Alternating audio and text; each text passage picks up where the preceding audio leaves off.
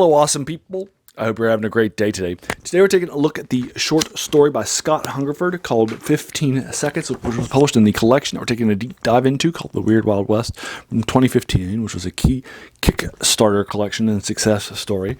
Now, Scott Hungerford does not have a Wikipedia page since he's primarily a game designer, so I'm going to be reading his short bio for you so that way you get a chance to get a feel for who Scott is. As a professional game designer, Scott has designed great games and great stories for millions of players worldwide over the last 20 years. But when his job is over, at the end of the day, his true passion lies with writing novels, mixing the mythic and the mundane.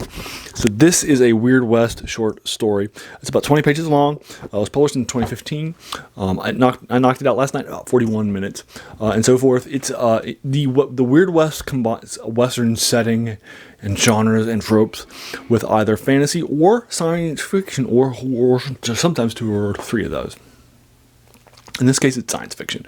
Most of these have been horrors, but this one is a science fiction one. However, unlike most science fiction, Weird West stuff that we've been reading, or the other genres, this one is set in the modern day, which is a little different than the other storytellings.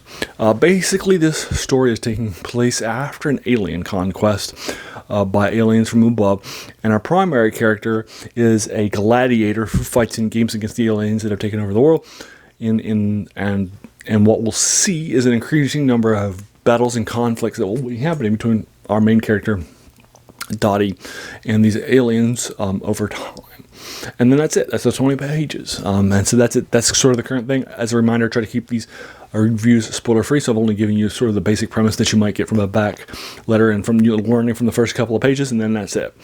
I'll leave you to the actual resolution. This short story has a lot of combat, not a lot of world building. There's enough world building here to make sense of what's actually happening in the world, especially on the last page, but there's not as much world building here because it's predominantly combat and interactions with aliens focused, which is fine by me, because it's got a lot of plot that's happening instead of world building, which is fine by me. It's 20 pages, felt like it was fine. So I'm giving this a 7 minus, like a 6.8 or 6.7 or 6.9 that I'm running up to a 7 rather than a proper 7. But I'm giving it a 7 overall. I think it's fine.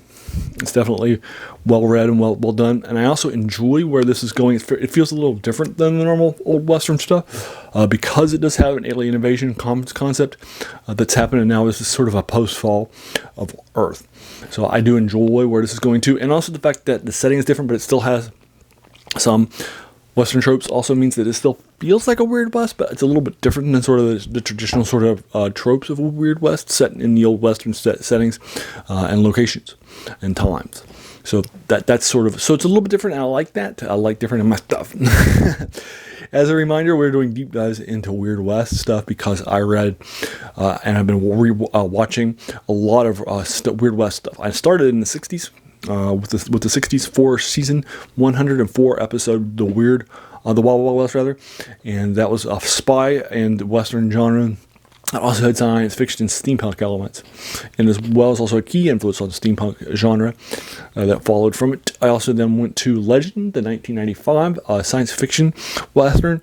I then went to this is the one season Adventures of Briscoe County Fox show from 93-94, which is about 28 episodes long. That's also science fiction and Western. It's in a Western setting. And then I knocked out the 1935 serial, The Phantom Empire, which starred Gene Autry, which I thought was fun to see something that was back in their pulp era when this genre was getting started. And the genre actually started in 1932 with Robert E. Howard's Tear from the Mound, which I've reviewed for you. That was published in Weird Tales, and that was a horror Weird Western combination. So that's kind of fun. And so there you are. So we've been doing a deep dive into this. I'm going to finish this up. I also have a novel in this that I set aside called The Circus of Dr. Lau, published in 1935, which I also want to knock out too. And then I'll move on once I finish up this collection.